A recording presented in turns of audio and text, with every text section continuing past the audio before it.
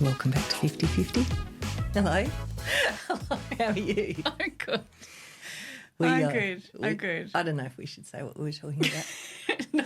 All right. But I think Elle had a great idea that I do a clip on social media of all the outtakes. Because I'm always laughing before we start. It's because you said something. So I'm just going to do a clip one day of all the little outtakes. Yeah, and, that'll be fun. Put it on socials for... Yeah, that'll be fun. Because, we do say a entertainment. lot.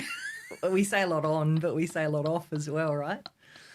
That'll be really cool. So, so as usual, I've got a few things on my mind today. A bit different today. Flavour's a bit different because, we're a moving feast, Danielle. That's what Andy and I say to one another when we say, oh, you're gonna react like this or that. We say, excuse me, I'm a moving feast. I'm learning and feast. Yeah, I'm a moving feast. I'm learning and changing all the time. Yeah, that's true. So we say we're moving feast.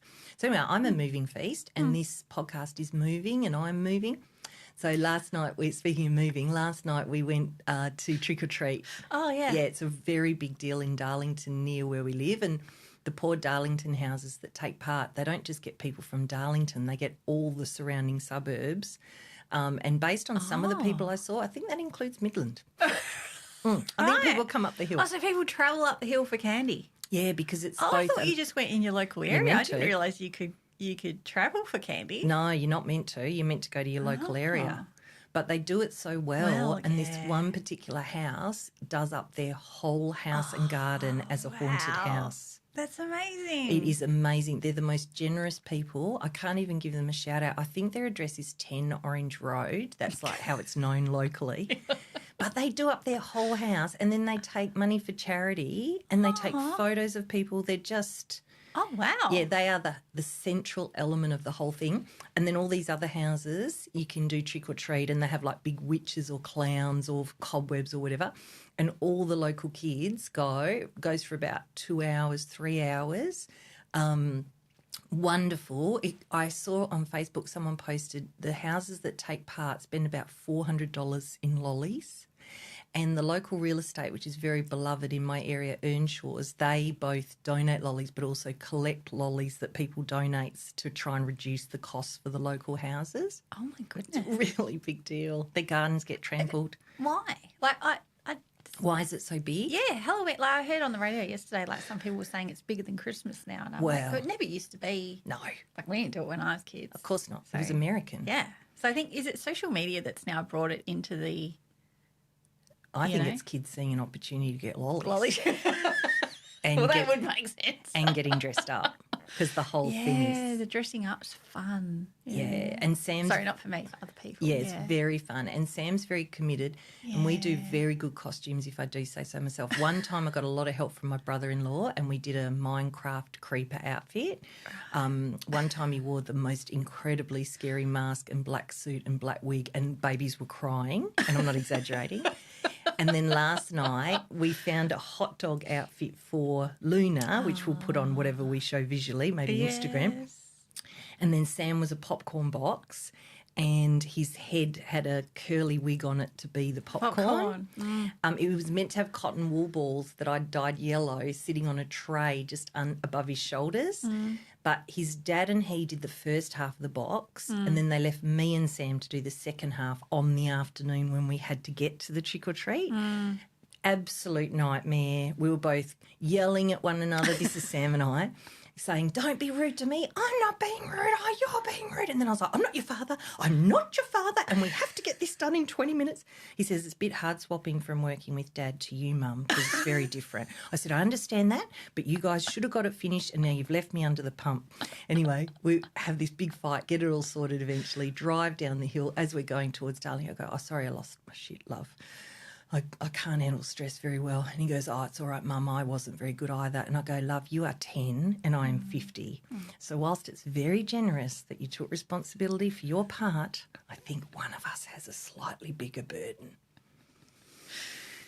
And I actually had one of my more hopeless moments that I'm ever going to get very good at that combination of stress, time pressure, trying to get stuff right. Like normally I think, I'll sort this out, I'll be out. And I'm like, I've got no evidence that I'm going to sort this out.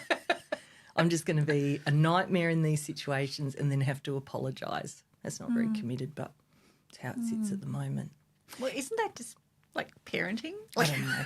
I don't have children, so, I don't know. My observations of all the other parents that I know is that it's like screaming match from, I don't know, when they come out and they can talk until they leave home. Well, look, we've got Grace in the room. He's an adult, not long ago a child, but, we'll count him as an adult, right?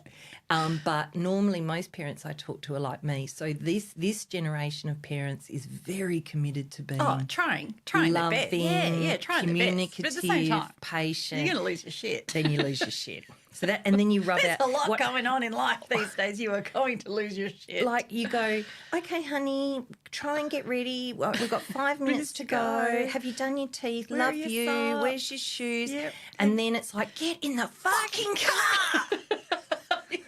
We're going to be late. And Sam got looking at me wide-eyed like, why have you lost it? I'm like, I've lost it because I've talked to you politely for the last 27 minutes. You've ignored me and tried to sneak back to YouTube. And now I'm a bad parent. And I'm trying really hard to be a good parent. And every time I lose it.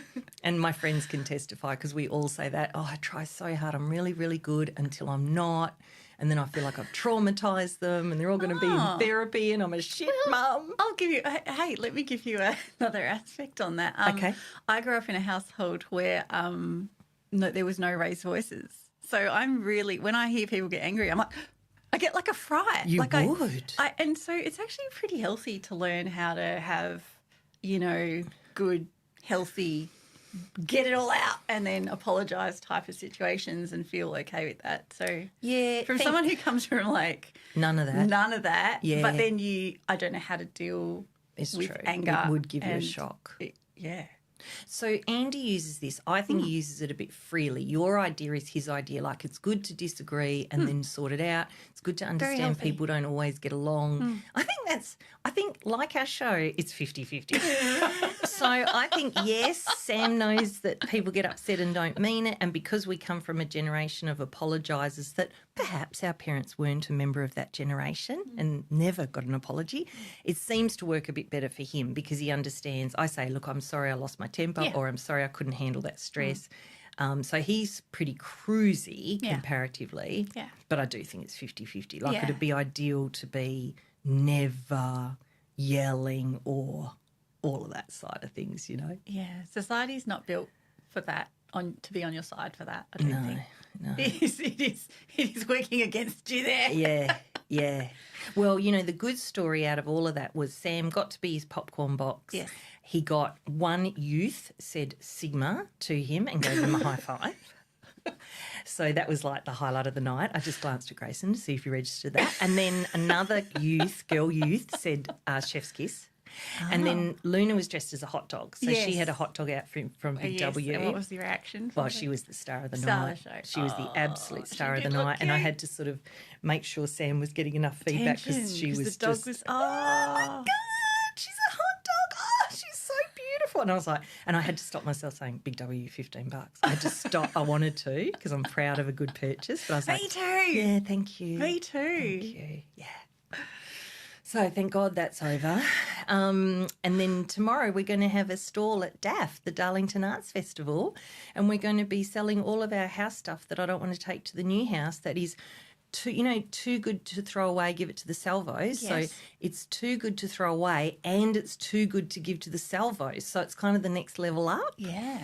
That's going to be fascinaning. Yeah. So I've got that to set up today. Now I'm just getting into my own world of what shit I got on to do. I was getting distracted from what we're here to do.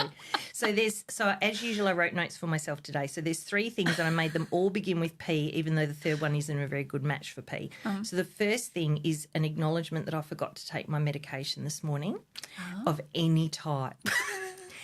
So we could go anywhere.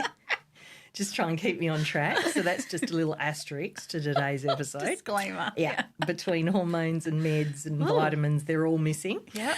Second point is another P is poetry. Oh, yeah. So we referred to poetry last time. And another P, I have become prolific.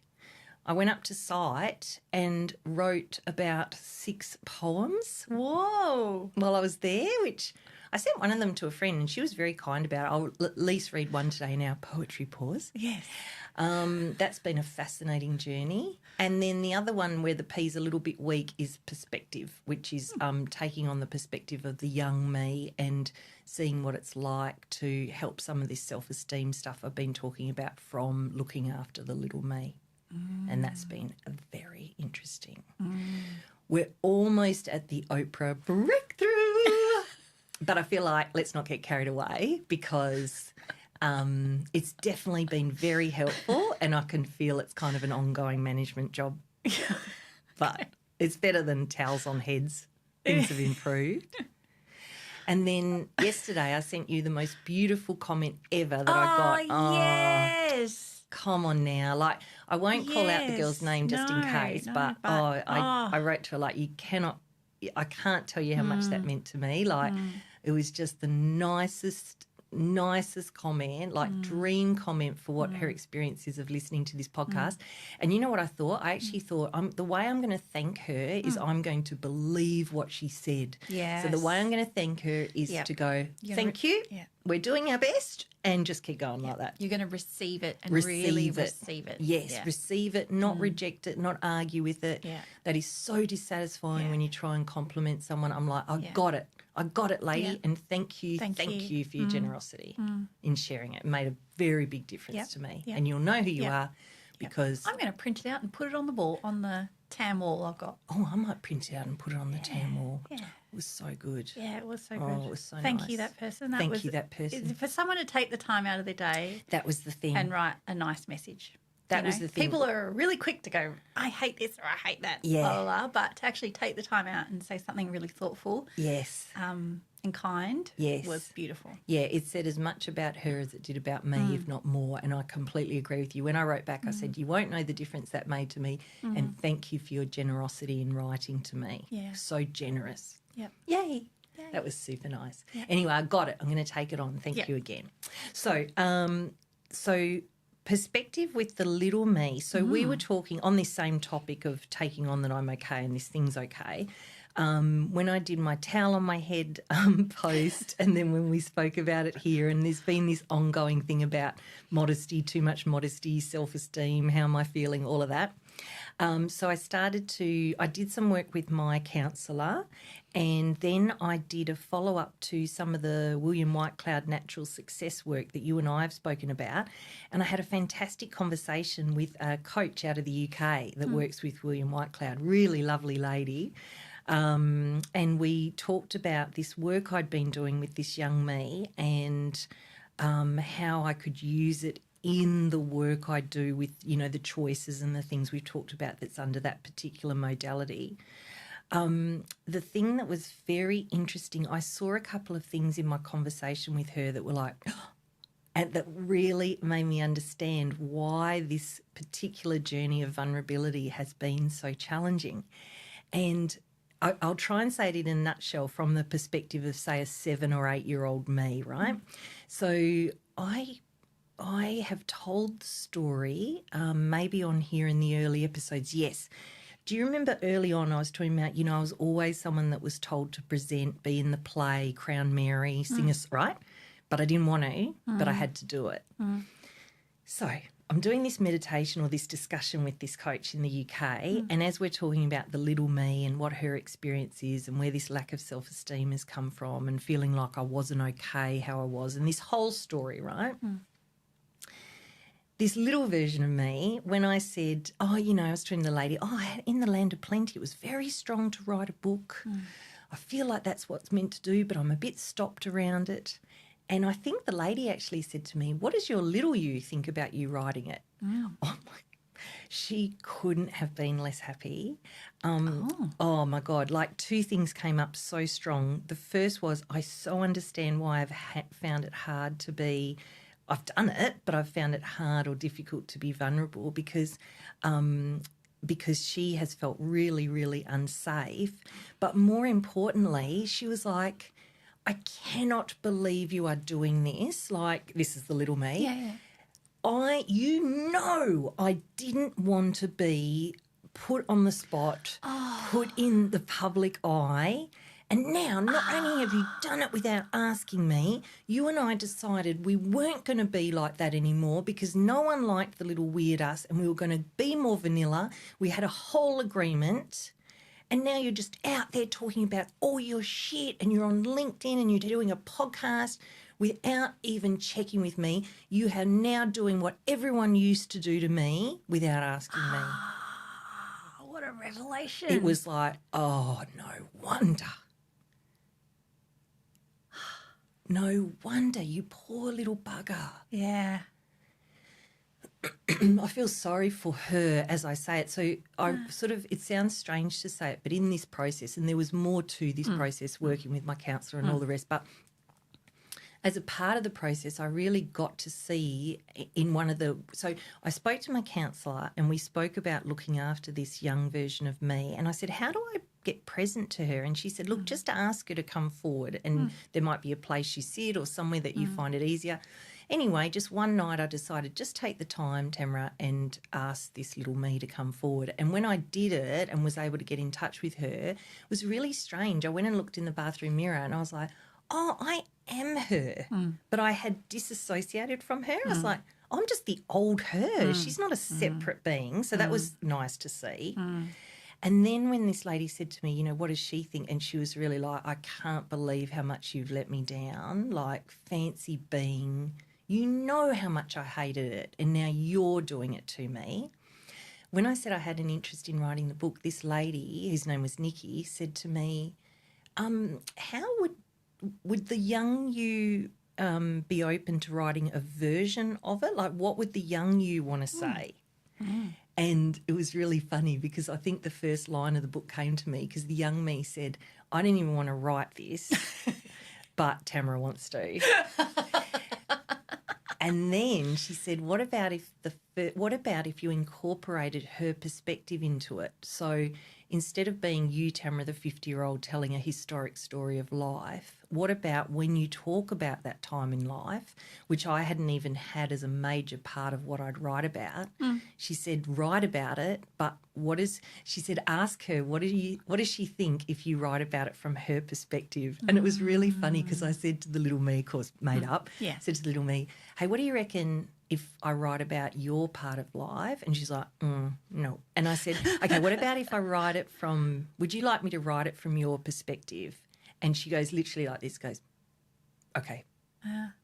But it has to be from my perspective because I want someone to understand my perspective. I want someone to understand what it was like to be me and I want it told, not from you, Mrs. 50-year-old, I want it be told like what it was like to be me from my voice. Yeah. And then she said, then it's okay. And then I'll check with you as you write the rest of it, whether I think it's okay. So I've kind of been trying to involve her, respect her. Yeah. And as a part of that, so that revelation was so amazing. The combo of you're doing exactly to me what everyone else did, that was like, no wonder I'm upset with myself. Yeah. Yeah. I'm sorry, little me. Of course I'm doing the same thing without even asking your permission. And then the other part was, and it's just left my mind, so it must be good. So you're doing it without my permission. Oh, yeah, and the other thing was she said to me, we decided, because I literally remember in Year 7 when I decided, listen, enough of this whole star of the show, special, whatever you think you're doing, enough of that. Let's dial the whole story back. So by the time I hit high school, I was a very vanilla version of me and I'd even rejected she and I, little Tamara and I, even came up with a plan in Year 7 where we had this really hot substitute teacher. His name was Mr. Malatesta, which in Italian means bad head, right? It's really not great in English. But he was a real hottie, right, Mr. Malatesta. Anyway, I was a clever cookie. I was a good girl, still a very good girl back then. And so he used to ask me all the questions or give me a lot of attention. And because me and little me, I was literally that at the time, of course, had decided this isn't on, let's try and be just one of the gang, I used to be like rude to him and real little smart ass. And of course, he quite quickly stopped asking me questions and he stopped liking me. And that was really painful because I was like, oh no, hot teacher doesn't like me. Like Celeste Barber calls her husband hot husband. This is like hot teacher. I was like, oh no, now he doesn't like me. And I got really upset. I was like, you should know you're an adult. You understand I'm doing this because I want to fit in. Like, don't give me so much attention and make me stand out and then be mad with me because I reject you. Like, you should understand this. You're really old. Peer group pressure thing going on here. He was probably 25. Yeah. He was very old. Anyway, so there's the what are you doing? You didn't even ask me. And then coupled with that, we decided to be vanilla and then you get on LinkedIn with a towel on your head and no makeup. That it was not our agreement. Like you are really fucking this whole thing up. And interestingly, I'd never heard it before, but that UK coach said to me that this whole ego we talk about, wanting to fit in, all that is normally around 5 to 8, 4 to 8 that it comes into play. Yeah. I didn't know that. And when I look at this part of me and what she's thinking, it's so fascinating thinking that is the ego part, that is the wanting to look good part, that's the part that wants validation.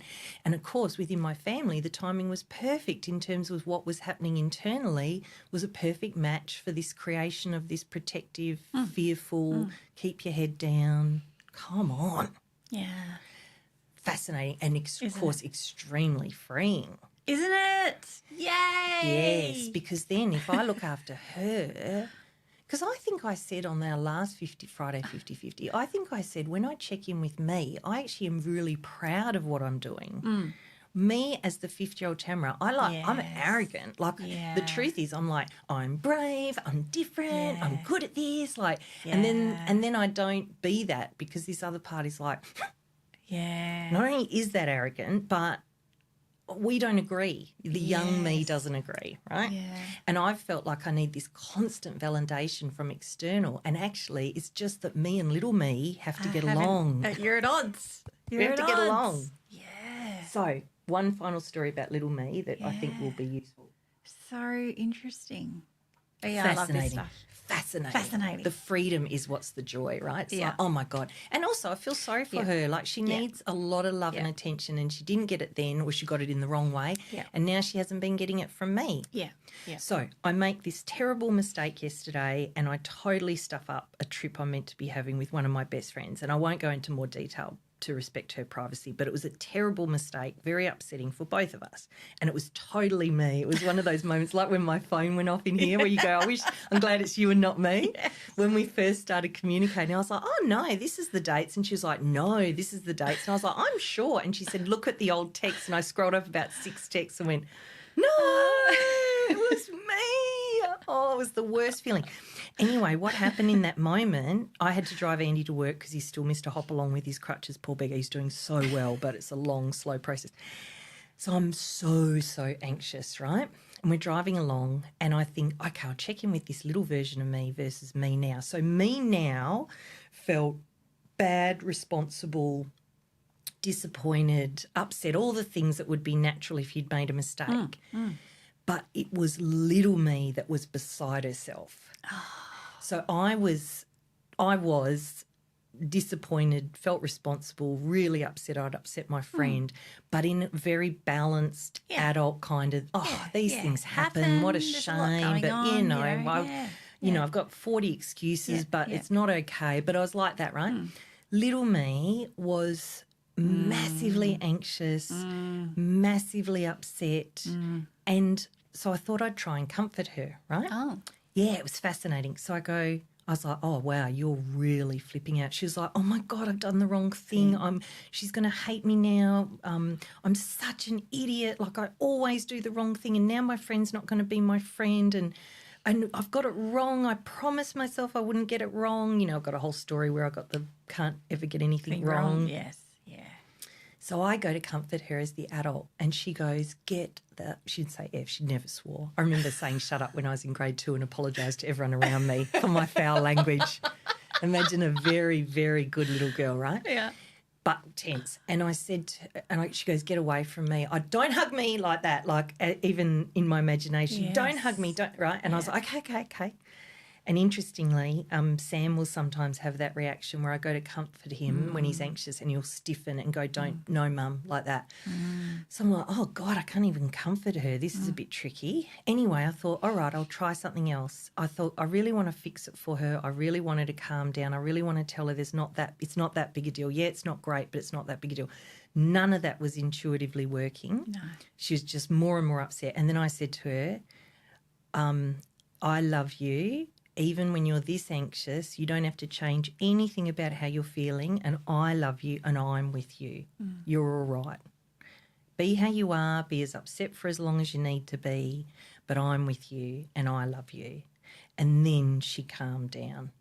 She didn't go from 10 to 0, but she softened, the anxiety softened, and I kind of imagined holding her hand and I said, however long you need to feel like this, it's okay, but no matter what anyone else thinks of you, I love you and I'm with you and you're okay exactly how you are, even when you're this anxious and this reactive and this upset. It's all right. I understand why you're so upset. Even as I say it now, it's soothing to myself, right? And it was soothing to her. So you can tell from the variations of the story and the journey, probably since the towel post, as I now refer to it, like Watergate, the towel post. Was that called Watergate? That thing with Richard Nixon? Because now they call everything gate. Oh. Yeah, like they refer to it, right? So Towelgate, you'd call it. Yeah, that journey from then to now has been very satisfying, and there's a lot of good coming out of it. And I think what will happen is greater freedom, greater self-love, less and less issue with this self-esteem question. Prior to this discovery, I just couldn't access whatever it was I needed to feel okay about myself. Yes. No matter what anyone said to me, no matter how logical it sounded, I was like, I can't feel okay about myself. I needed to see what I saw, and now I'm like, oh, I can feel okay about myself. I just need to look after her, and then we'll all feel okay together. Yes. And I'm now her carer. No one else. She's mine. She literally lives in me. So, that was wonderful. And then what happened was, on this very exciting and different journey is, like I shared with you in the poem on the last 50-50, I didn't think I'd feel pain here now, or no one told me there'd be pain here as well, is this ongoing experience of life changing colour, being better in most ways, but upsetting in other ways too, right? Because as I go to do my normal life in normal conditions, I said to you before we started today, I wrote about 6 poems on site because I went up to site and I went, oh, no, I can't be on site. Like, this person that is in this state can't be on site. I actually wrote a poem about feeling like I was inside out and how the environment was too tough for me when I was inside out. Well, there you go. It's a perfect one to read today. Let's have a look. I said I'd read whatever came up. A poet's corner. No, the poet's pause. The poet pause. Can I do that? And welcome to the Poet's Pause. Oh, that's lovely. Thank you. Now, where is it? Hang on, this is called Inside Out. That might be a clue. That was a good movie.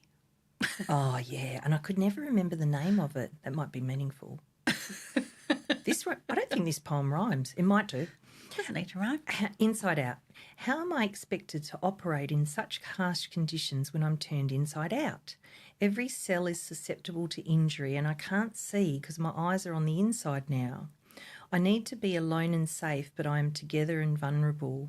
I don't like this turn, get it, of events, but I must keep going. How do I care for me in this? The last line says time in rest with prayer hand emoji, heart emoji. How am I expected to operate in such harsh... I'm David Whiting it. How am I expected to operate in such harsh conditions when I'm turned inside out? Every cell is susceptible to injury and I can't see because my eyes are on the inside now. I need to be alone and safe, but I am together and vulnerable. I don't like this turn in dit-dits of events, but I must keep going. How do I care for me in this? Time in rest. And that's what came to me in that when I was in this very different environment, demanding environment, physically different, culturally massively different, the opposite of what I've been doing. I thought, okay, it's all right. And then I made choices while I was there to have time alone to, you know, drive to go and see someone and take that time to breathe. Like, yeah, it's very, very interesting, and the experience is literally like the inside is on the outside. I'll just read one more that I liked. This one is called Lost Words. I sent this to a friend the other day and she was very kind in her response. Lost words. All I used to have were words, and now those words are gone. How do I describe without said words the babbling mess I've become? On a pathway I'm sure is right, down to my cliched bones, but lost and afraid and exposed and weak, incoherent for my tome. I must keep talking and unravel this mess of glory, gold and true, but how do I say it? I don't know how. Maybe I'll just say it to you. Oh, sounds like the 50-50 mantra. Right?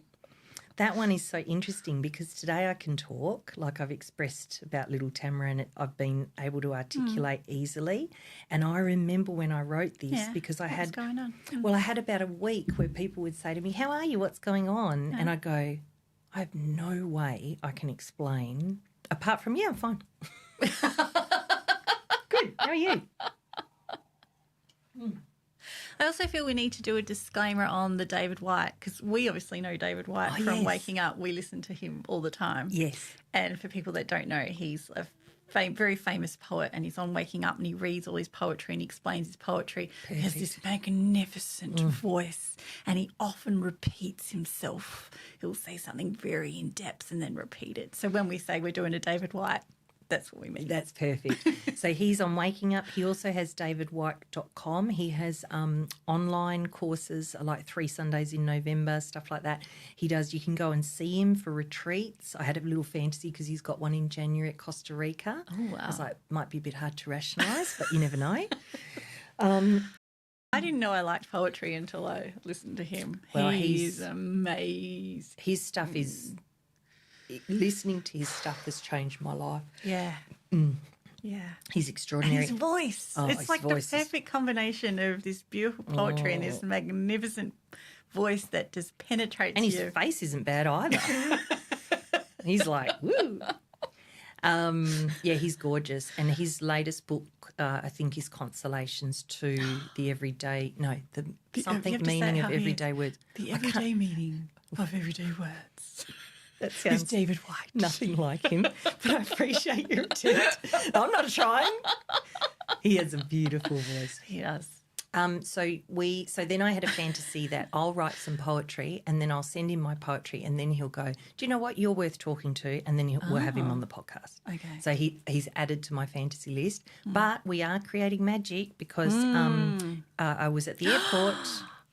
I was at the airport and I was going up to my site for the mine, and as I was getting on the plane, who was standing there but my beloved bestie of the fellow I most want to interview, Hugh Laurie? It was Stephen Fry.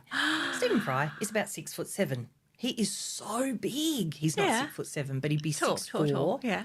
Anyway, he's standing there as his contained, quiet self, naturally, I'm sure he is. Anyway, I walk past, look up like that at this tall fellow and go, that to myself, that is Stephen Fry. And I go, "Hello." I said, "You are Stephen Fry." I think that's what I said to him. I go, "Hello." "Oh, hello, Stephen Fry," or something like that. And he goes, "Oh, hello, like, please leave me the hell alone." Anyway, I said, "Oh, how lovely." I said, "Have you had a good trip to Perth?" And he said, "Yes, it's been lovely. Thanks very much." And he said, "Have a good trip up to," and named the site I was going to, which I won't note for privacy. Yeah, have a good time. And I was like, that was a lovely, awkward moment, and now I'm going to email him and say, "Hey, you might remember me from the airport. Could you please tell Hugh to come on my podcast?" It's a bit of a thin line, right? But it's not nothing. I couldn't believe it when you texted me, because you were texting me from the airport going, "Guess who?" And I thought you were just joking, and I'm like, "Are you for real?" Yeah. Like, what are the chances that we talk about him? Right. Like, one of the people we'd like to interview, and then you were next to him at the airport. I know. In Perth. Like, Perth is not a place a lot of people come to. No. And he was catching a flight to Adelaide. Exciting times for Stephen. Yeah, and I didn't even have time to think because I was rushing, and I turned around and my brother went, unexpected. "That's Stephen Fry," and I thought, well, I must say hello. Yes, you must. And luckily for him, most Australians control themselves better than that, so he wasn't being bothered. Yeah. And he hated saying hello to me, but we recovered pretty quickly. I think the fact I asked him, "Did you have a nice time?" I don't think that was the worst thing to ask. Yeah. And then he was very kind, offering me a nice time on my trip, which I thought was lovely of him as well. That was a nice thing to say. Because you weren't asking something of him, "Oh, can you take a selfie with me?" Yeah. You were actually inquiring as to his his experience, which is nice. As I wandered off, I thought, "Oh, that was nice." Good one, Tam. Oh, yeah, I felt nice about myself. I thought, that was nice that your first thing to do, Tamara, was say to him, "Have you had a nice trip?" Oh, there's a bell in the background, like church. Is that our next guest? It might be our next guest arriving. Oh, you better wrap this show up. I know, but we're not meant to say that we have the guest and the Friday 50-50 at the same time. I think that ship sailed with the doorbell. Wonderful. A perfect time to wrap it up. Our guest is very politely early. What, have you frozen now because of the doorbell? It's ringing a lot. It's like you're not even answering me. We have to wrap it up. What? Danielle's... So we've learnt something about Danielle and making sure she gets things right as she exits the studio. Lots of love to you all, and it's just me now. Now that I've got you on my own. What? It's a fucking delivery. We're still rolling, Danielle. Whatever your triggers are, love, you can't just bring the podcast to a halt.